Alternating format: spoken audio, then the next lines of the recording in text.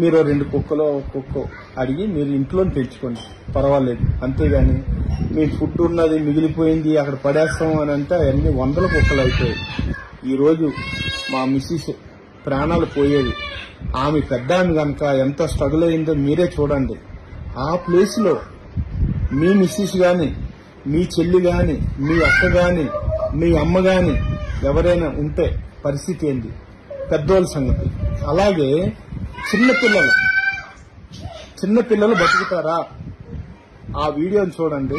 చిన్నపిల్లలు కానీ దొరికారంటే, ఆ కుక్కలు దొరికితే బతుకుతారా? అందరూ మానవత్వంతో ఆలోచించుకొని దయచేసి ఆ కుక్కలకు మీరేమైనా ఫుడ్ పెట్టాలంటే గేట్ బయట పెట్టండి. లేదు మీరు కుక్కలంటే పెంచుకుంటాం అనుకుంటే 2 కుక్కలు తీసుకొచ్చి మీ ఇంట్లో పోషించండి. ఎవరైతే ఫుడ్ పెడుతున్నారో వాళ్ళందరూ చెప్తున్నాను, ఇప్పుడు మా ఇంట్లో జరిగింది, రేపు మీ ఇంట్లో కూడా జరుగుతుంది, మీకు కూడా జరుగుతుంది.